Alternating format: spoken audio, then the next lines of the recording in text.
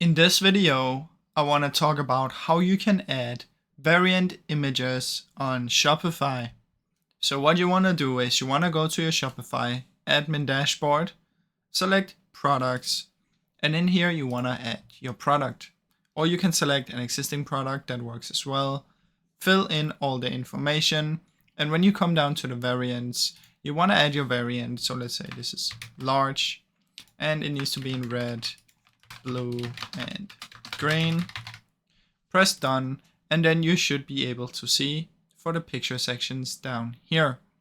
So for the red one, I'm gonna upload the red shirt, for the blue shirt, green the green shirt, select the prices and how many are available, press save, and that is it. Now this is pretty simple, guys, so I really hope you enjoyed this short video. If you did, please leave a like and subscribe, as it helps me out a ton. Thank you so much for watching.